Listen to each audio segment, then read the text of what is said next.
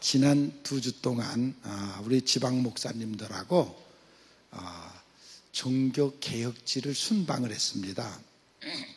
마틴 루터가 종교개혁을 한 지 500주년이에요. 그래서 다시 한번 되돌아보기 위해서 그분이 태어난 곳서부터 그분이 자란 곳, 그분이 신학교 다닌 곳, 그분이 목회했던 곳, 수도 생활했던 곳, 그리고 재판받은 곳, 그리고 그분의 묘소까지 우리가 여러 나라를 대부분이 독일이죠. 독일을 중심으로 했고 프랑스, 스위스까지 해서 이렇게 쭉 순방을 할 수 있었습니다.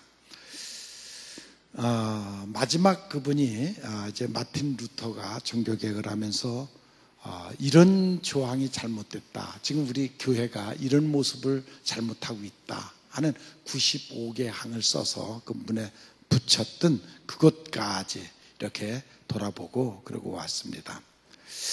그분이 그 종교개혁을 하면서 늘 내세운 것이 오직 말씀으로라는 말이었습니다. 오직 말씀, 하나님의 말씀을 중심으로 우리가 서야 된다.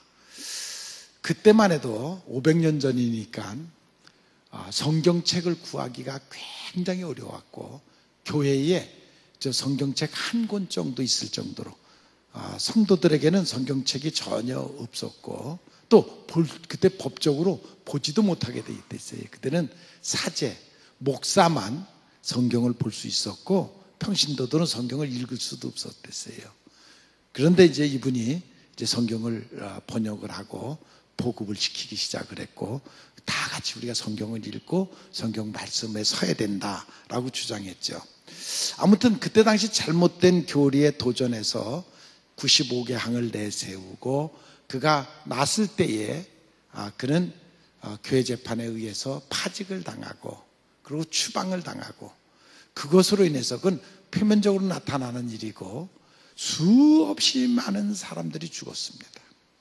그리고 수없이 많은 사람들이 떨어져서 산속에 들어가서 자기네들이 원하는 신앙생활을 하기 위해서 공동생활을 하는 그러한 조직들이 많이 생기는 그러한 모습을 볼 수가 있습니다. 우리에게까지 이렇게 신앙이 오기까지는 수없이 많은 희생자들이 있었고 하나님 말씀대로 살려고 하는 그 말씀 하나를 지키기 위해서 수없이 많은 사람들이 순교를 당했고 그래서 그 진리가 우리에게까지 지금 전해진 것에 대해서 너무 감사한 일이 아닌가 하는 생각을 하게 됩니다. 이제 500년이 지났습니다. 우리에게는 또 한 번의 개혁이 필요한 때가 되지 않았느냐 하는 그런 생각을 합니다.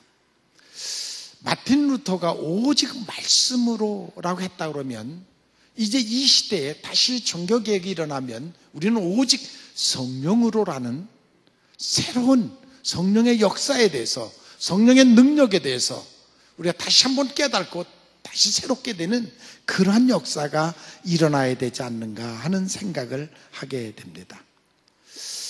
이번 여행에 많은 일들이 있었지만 특별히 제 개인적으로도 하나님 앞에 잊어먹었던 다 새로운 사명을 새롭게 받는 그러한 여행이 됐습니다. 하나님이 일찍이 저에게 사명을 주셨는데 잊어먹었습니다. 아니 까마득해 잊어먹고 살았습니다. 이번 여행 때 하나님께서 저에게 다시 환상을 보여주시면서 내가 너에게 이러한 꿈을 주지 않았느냐, 이러한 사명을 주지 않았느냐 해서 그것을 깜짝 제 자신도 놀라웠고 또 그 새로운 사명을 보여주시는데 이미 저에게 오래전에 주었던 사명인데 제가 그걸 잊어먹고 있었습니다. 내가 죽을 때까지 너에게 맡겨진 사명, 이 사명을 감당하라 하는 새로운 사명을 내 나름대로 받았습니다. 저는 그 환상 속에서도 제가 저 부족한 사람입니다. 저 그런 일 못합니다. 제가 어떻게 그 큰 일을 할 수 있겠습니까?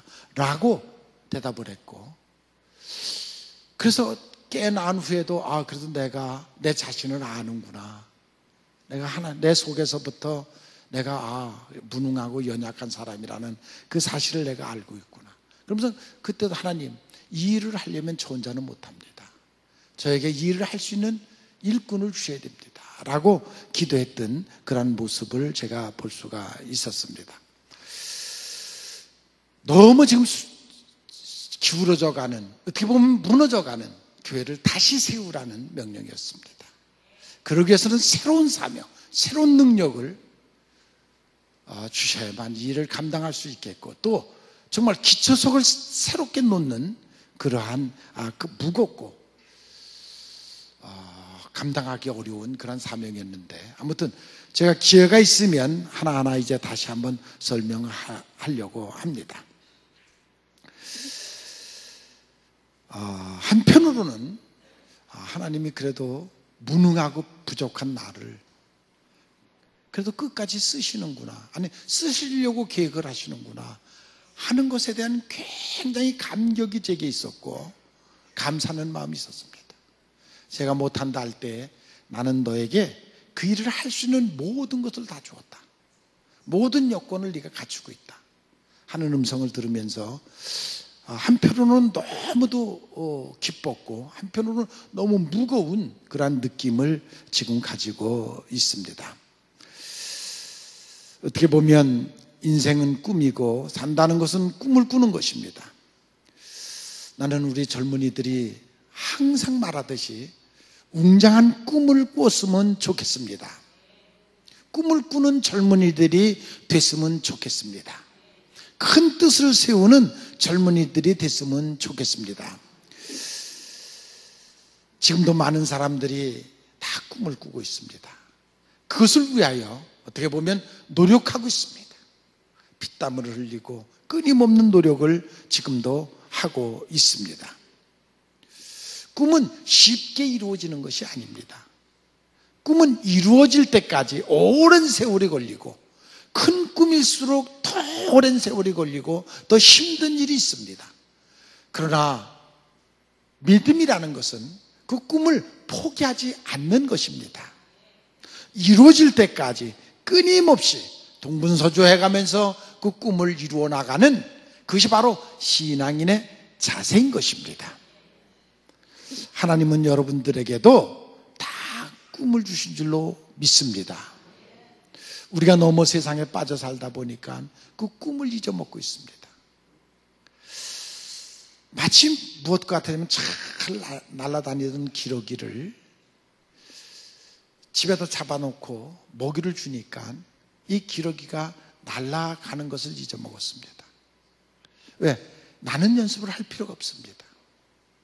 먹이를 찾아서 옛날에는 그 먼 길을 날아가서 먹이를 찾고 그랬는데 이제는 갇혀서 주는 먹이만 먹다 보니까 날아가는 것을 잊어먹었듯이, 저는 요즘에 우리 성도들이 영적 날개를 잊어먹었습니다. 하나님께서는 우리에게 무한한 능력, 영적 능력을 주시고 날기를 원하시는데 우리는 너무 세상에 지쳐서 세상 것, 먹을 것 많은 세상에 빠져서 살다 보니까 나는 능력을 서서히 퇴화되고 상실되어 가고 있다. 그 새로운 느낌을 요즘 제가 받았습니다. 여러분들이 영적 날개를 갖는 여러분들이 되시기를 바랍니다. 영적인 새로운 꿈을 꾸는 여러분들이 되시기를 바랍니다. 꿈이 있다는 것은 희망이 있는 것입니다. 허망한 꿈이 아니라 그 현실의 모든 것을 망각해버린 뿌리가 없는 그러한 꿈이 아니라, 인간의 욕망으로 세워지는 그러한 꿈이 아니라 정말 하늘로부터 오는 계시적 꿈, 하나님이 여러분 개개인에게 다 목적이 있고 꿈이 있습니다. 하나님은 주셨습니다.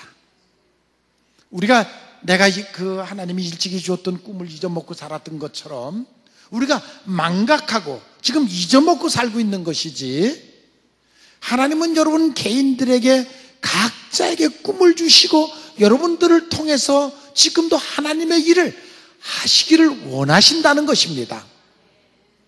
그것이 무슨 큰 상상할 수 없는 그런 것이 아니라 아주 작은 것이라도 각자 여러분들에게 준 꿈을 잊지 아니하시고 그 계시적인 꿈을 갖고 사는 여러분들이 되시기를 바랍니다. 그것이 바로 인생의 희망이고 소망이고 그것이 바로 행복인 것을 여러분들이 깨달으시기를 바랍니다. 그 꿈을 품은 사람은 현실 삶 속에서 힘들고 어려운 일이 있어도 결코 낙심하지 않습니다. 결코 좌절하지 않습니다. 왜? 하나님이 주신 꿈이 있기 때문입니다. 그래서 결국 그것을 붙잡고 그 모든 것을 이겨나갈 그런 능력이 생기는 줄로 믿습니다.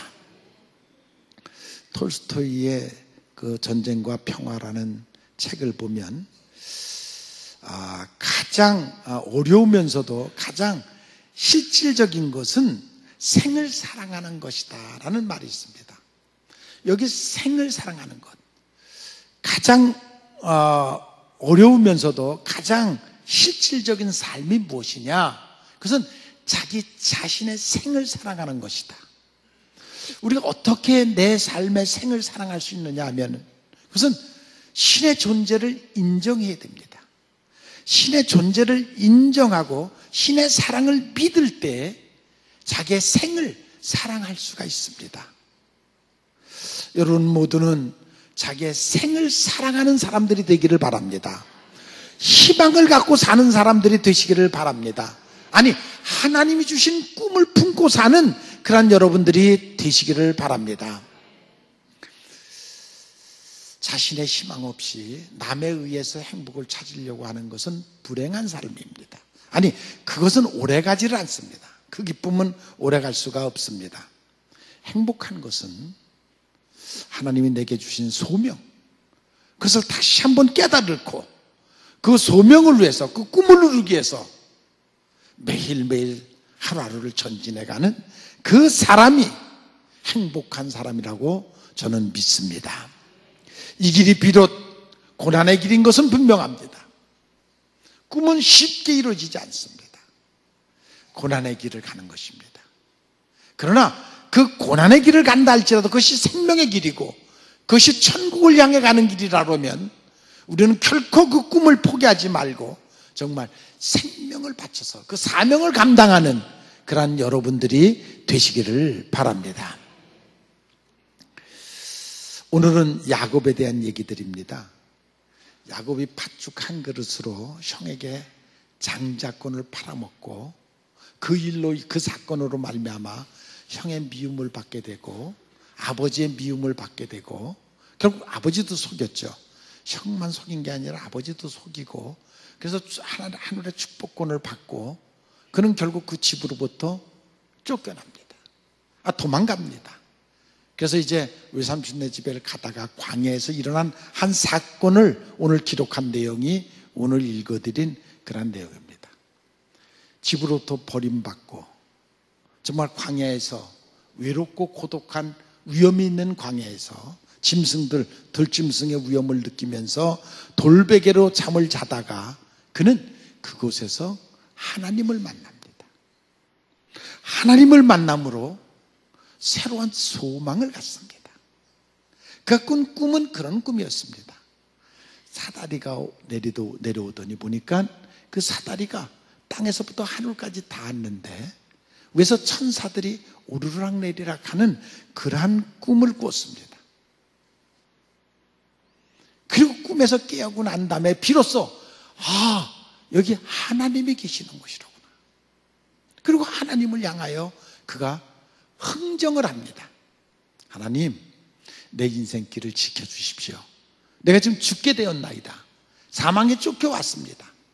내가 앞으로 어떻게 가야 될지, 어떻게 살아야 될지 위험이 가득합니다. 하나님이 만약에 나를 지켜주시면 내가 하나님을 향하여 이와 같은 일을 하겠습니다 하고 오늘 서약하는 내용들이 다 나왔습니다. 그래서 돌 하나를 세우고 돌을 놓고 자기가 비고 자던 돌을 놓고 이제 하나님과 언약을 맺습니다. 하나님이 야곱에게 그래, 내가 그 꿈을 이루어 주리라 약속을 받습니다. 야곱의 마음에는 새로운 소망과 정말 꿈이 생겼습니다. 그래서 그 야곱이 살아가는 삶을 우리에게 쭉 얘기하고 있습니다. 야곱이 오늘 본 환상은 사닥다리였습니다. 하늘을 오르는 사닥다리. 어떻게 보면 이것은 보잘것없는 것이었는데, 그러나 그 사닥다리를 타고 천사가 땅에서부터 하늘로 오르내리는 그러한 것을 그가 보았습니다. 그래서 그는 하늘과 땅을 연결시키는 그 사닥다리, 그것을 보았습니다. 그래서 야곱이 본 환상, 그것은 어떻게 보면 그 사닥다리는 예수님의 십자가를 상징하는 것입니다. 예수님의 십자가만이 우리를 이 땅에서 저 천국으로 올라가게 하는 것입니다. 그 능력이 그 십자가에 있습니다. 물론 그 전까지는 그가 사닥다리를 본 적이 없었습니다. 이 환상을 보기 전에 그때 당시에는 이 사닥다리가 없었습니다. 그런데 이 환상을 통해서 사닥다리가 무엇인 줄을 알았고, 그것이 천국에 올라가는 계단인 것을 그가 알게 되는 그러한 모습을 볼 수가 있습니다.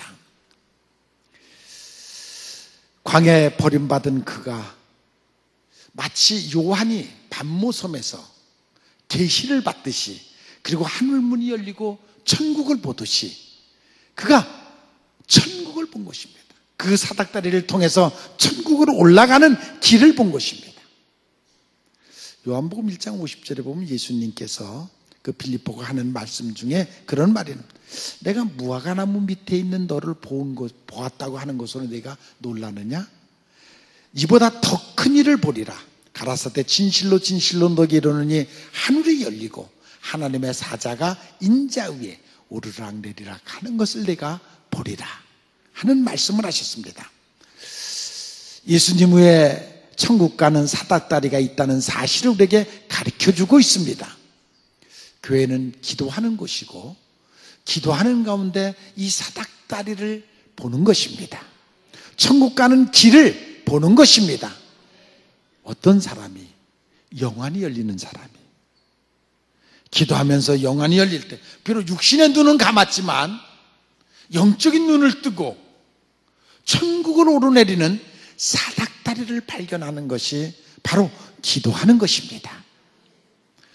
구약 시대에는 율법 종교였습니다. 행위로 의롭다함을 받겠다고 행위를 가지고 하나님 앞에 나아갔던 그러한 시대였습니다. 그러나 신약 시대는 하나님이 하늘문을 여시고 우리를 맞이하는, 그래서 예수가 하늘문을 여시고 예수 그리스도를 이 땅에 보내주시고 누구든지 그를 믿기만 하면 천국문을 열고 사닥다리를 타고 천국에 올 수 있는 그러한 시대가 바로 우리 신약 시대입니다. 이제 이 시대에서 성령의 시대로, 성령의 인도함을 받고 이끌림을 받고 감동을 받고 성령의 흐름 속에 살아가는 그러한 교회가 되기를 원합니다. 저의 목회 방식이, 사실 저는 우리 장로님들한테도 그런 얘기를 안 했어요. 근데 지금 11분의 장로님이 계시는데 저는 사실 모든 것을 지금 다 장로님들에 다 맡겼습니다. 평신도 사역하는, 평신도 중심의 교회를 만들려고 합니다. 그래서 모든 일들을 결정하는 것을 거의, 여기 장로님들 앉아 계시니까요, 제가 결정하려고 하지 않습니다.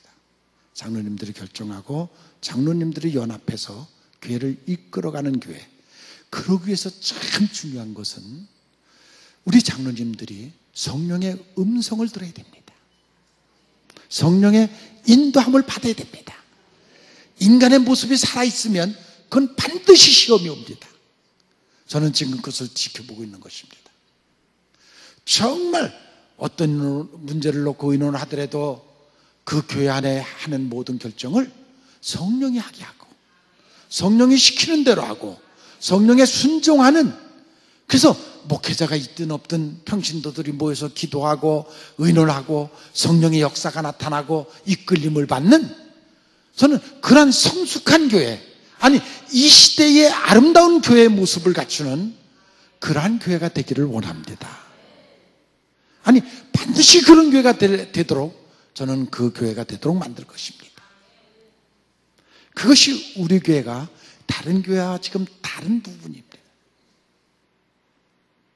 그러니까 누구보다도 더 정말 자기를 저 복종시키고 인간의 모습이 나타나지 않고 오직 성령이 시키는 대로 움직이는 대로 순종하는 그러한 교회, 성령이 운행하는 그러한 교회가 되기를 원합니다. 여러분, 이 사닥다리는 위를 향하여 올라가는 길입니다. 외나무 다리를 건너갈 때에 바다를 밑에 개울을 보면, 강물을 보면 두려워서 얼룩져서 빠진다고 합니다. 오직 앞만 보고 갈 때에 그걸 건너갈 수 있다고 합니다. 베드로가 갈릴리에서 고기 잡다가 예수님이 바다 위로 오라 하니까 걸어가다가 파도를 보고는 무너졌습니다. 여러분, 우리가 주님을 믿는 사람들입니다. 비록 몸은 이 땅에 살고 있다 할지라도 여러분들의 방향은 천국을 바라보시기 바랍니다. 천국만 바라보고 사십시오. 비록 몸은 이 땅에서 살고 있다 할지라도 우리의 꿈은, 여러분들의 소망은 천국을 향해서 그것을 바라보고 사는 여러분들이 되시기를 바랍니다. 예수님만 바라보기 바랍니다. 스데반 집사가 돌이 날라오고 아우성을 치는 군중들 앞에서도 그는 오직 천국을 바라봤습니다. 그래서 천국문이 열리고 주님이 자기를 맞이하는 그 모습을 보았기에 그는 돌에 맞아 순교를 당하면서도 웃을 수가 있었습니다. 우리가 비록 순교를 당하지 못한다 할지라도 여러분들의 심령은 순교를 완전히 항상 각오하고 살아가는 여러분들이 되시기를 바랍니다. 두 번째로 사닥다리를 오르는 자는 늘 한 발자국 한 발자국 조심해야 됩니다. 우리가 천국을 향해서 한 발자국 한 발자국 계속 가고 있습니다. 우리는 천국을 향해 가는 십자가의 군병들입니다. 제가 한번 말씀드린 것 같은데 어떤 집사님이 꿈을 꿨는데 옆에 집사님 보니까 사닥다리가 아주 튼튼하더래요. 빠진 계단이 없이 아주 튼튼하게 잘 짜진 거를 찬송을 부르면서 즐겁게 올라가더래요. 근데 자기 사닥다리를 보니까 중간중간 그 디딤돌이 많이 빠졌더래요. 그래서 천사에게 왜 저 집사님은 저렇게 단단하게 사닥다리 빠진 것이 없이 잘 올라가는데 왜 내 건 이 사닥다리가 이렇게 중간중간 빠져가지고 이렇게 올라가기 힘들게 만들었느냐고. 그랬더니 천사가 하는 말이 그 빠진 것이 네가 주일날 빠진 거다 그러더래요. 이건 뭐 좀 우스운 얘기예요. 우스운 얘기지만 의미는 있어요. 의미는 있어요. 예? 여러분들이 주일 빠지지 않고 주일날마다 열심히 지켜가면서 이런 유혹 저런 유혹이 있죠. 주일날도 빠질 일들이 많죠. 빠지는 사람들에게는 더 빠질 일이 많이 생겨요. 그렇게 돼 있어요. 그게 그렇게 돼 있다고. 그냥 당연히 주일날은 뭐 교회 간다 딱 정해져 있는 사람에게는 어떤 유혹이 와도 그거 뭐 다 이기고 교회 나와요. 근데 이래저래 빠지려고 하는 사람에게는 그렇게 빠질 일이 많이 생겨요. 내가 안 가면 안 되는 일들이 이렇게 많이 생겨요. 가나마나한 일인데 그렇단 말이에요. 그러니까 여러분들이 주일 안 빠지고 교회 나오는 그 한 발자국 한 발자국이 천국 가는 발자국이에요. 그 믿으시기 바랍니다. 내가 주일날 교회 나와서 열심히 신앙생활하는 것이 아무것도 아닌데 가봤자 또 그 목사님 괜히 쓸데없는 소리 나는 그거나 들으러 가나? 그런 유혹이 오고 그런 생각이 들어도 그래도 이건 주님 앞에 가는 것이다. 천국 가는 것이다. 그런 마음으로 여러분들이 빠지지 않고 나올 때에 그것이 바로 여러분들이 천국 가는 계단인 것을 믿으시기를 바랍니다. 그래서 십자가 든든히 붙잡고 주님만 바라보고 살아가는 여러분들이 되시기를 바랍니다. 어떤 유혹이 와도 여러분, 유혹은 에덴 동산에서부터 시작했고, 마틴 루터도 종교개혁을 할 때 얼마나 많은 유혹을 받았는지 몰라요. 그가 교회를 치리하는 신부로서 또는 목사로서 교회를 치리하고 있었고, 교회 목회를 하고 있었고, 또 신학교의 교수이기도 했고, 그런 일을 해가면서 종교개혁을 할 때 그에게 수없이 많은 유혹과 어려움이 있었댔어요. 어떤 일을 하든지 하나님의 일을 하면 반드시 마귀는 생겨요. 마귀는 반드시 우리를 유혹하고 넘어지게 해요. 왜?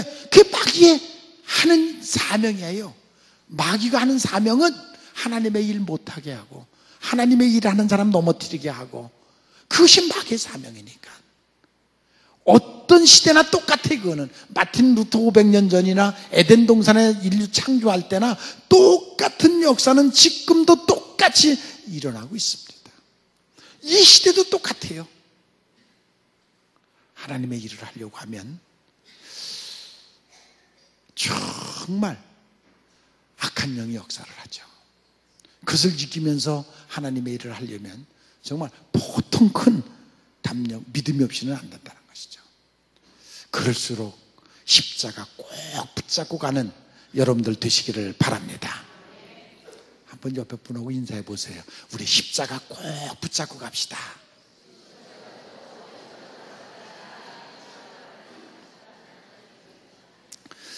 사닥다리는 좁은 길이에요. 여러분, 성경은 언제나 말하죠.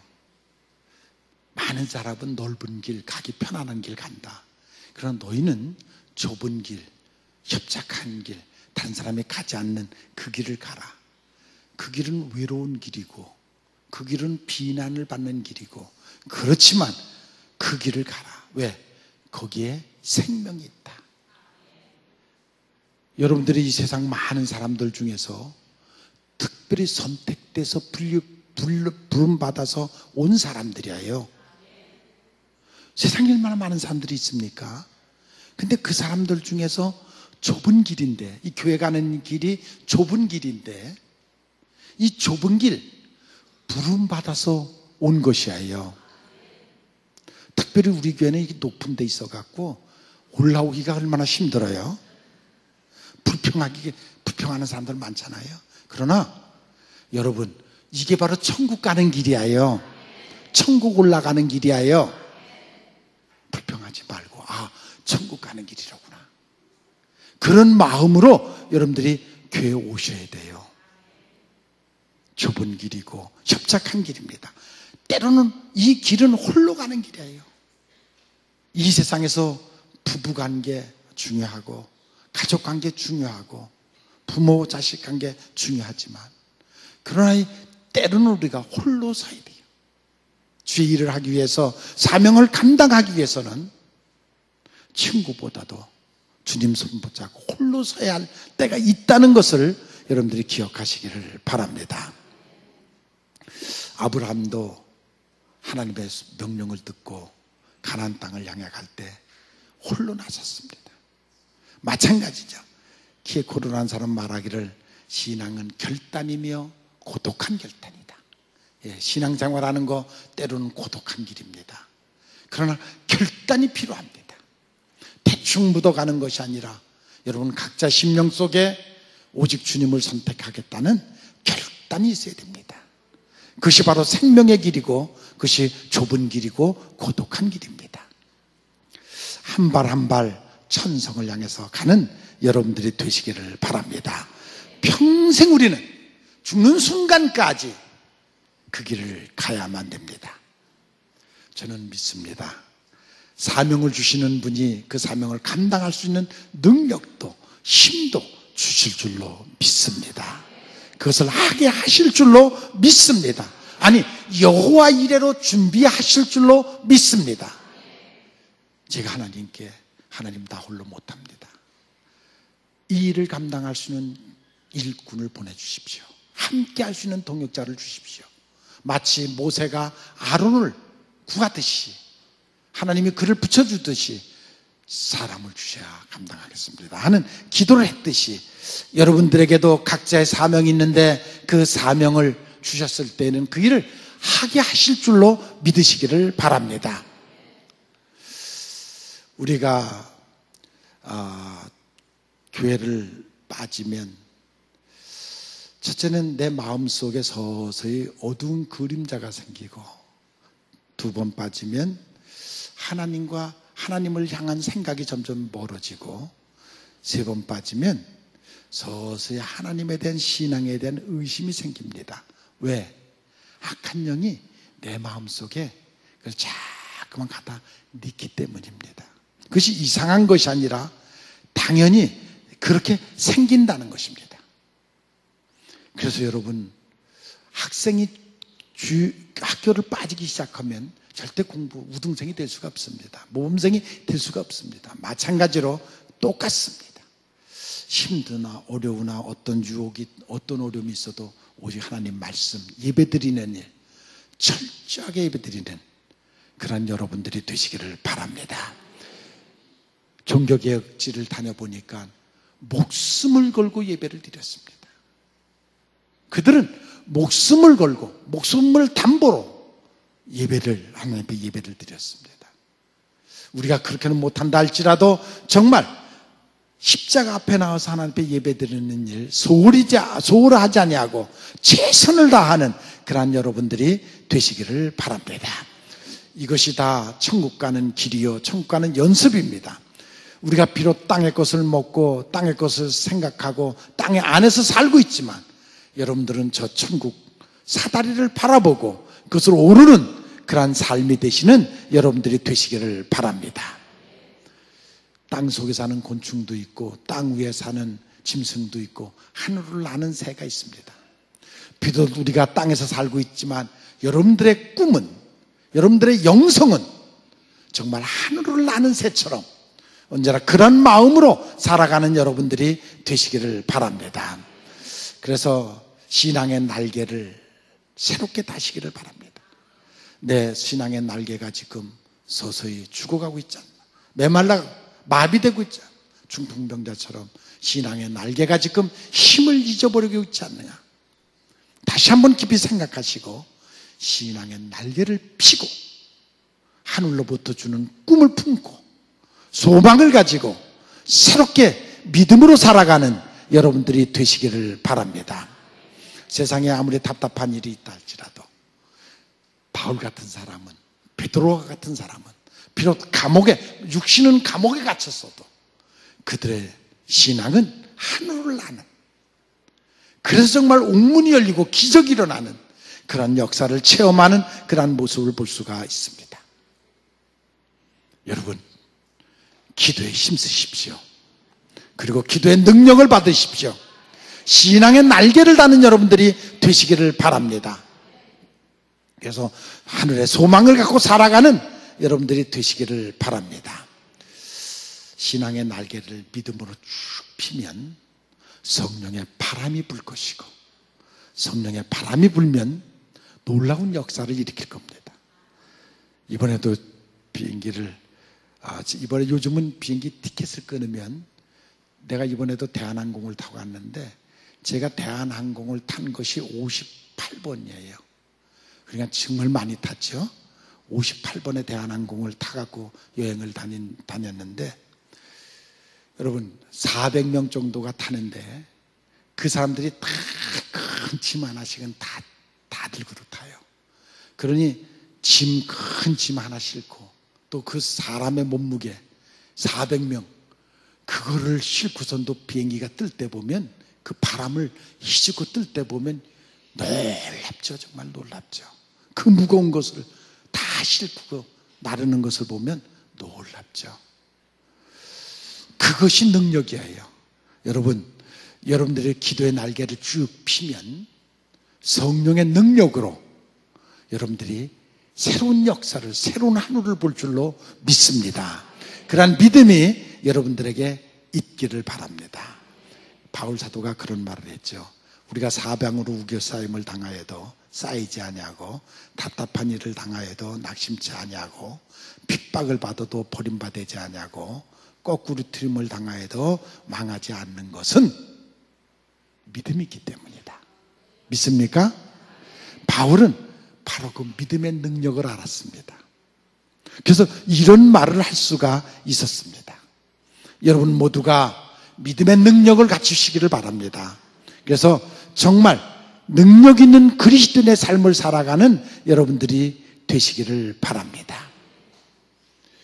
야곱이 광야에서 나그네 길을 가다가, 아니 고난 속에 빠져서 어찌할 바를 알지 못하다가 그가 기도하고 잠들 때에 하나님을 만나고 사닥다리를 보고 그의 인생이 새롭게 열리듯이 이 사건이 나는 여러분들의 개개인의 인생 속에 나타나기를 바랍니다. 그래서 여러분들이 새롭게 변화받는 역사가 있기를 바랍니다. 성경에 나오는 인물들 다 상징적인 인물인데 그 핵심은 다 예수 그리스도에 대한 얘기입니다. 그래서 여러분 모두가 정말 비록 광야에 버려진 돌도 같이 아무 의미 없이 인생을 사는 것 같아 할지라도 여러분이 그렇지만 하나님을 만나면 개개인에게 새로운 세계가 열리는 줄을 믿고 새로운 인생을 출발하는 여러분들이 되시기를 바랍니다.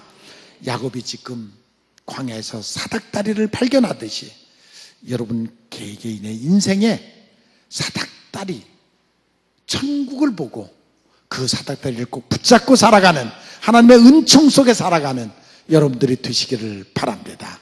그래서 자유로운 영혼,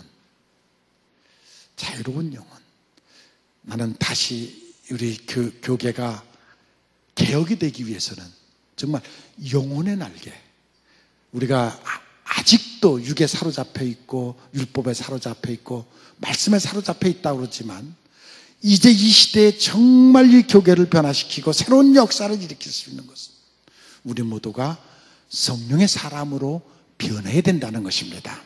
그래서 능력 있는 그리스도로 살아가는 여러분들이 되시기를 주님의 이름으로 축원을 합니다.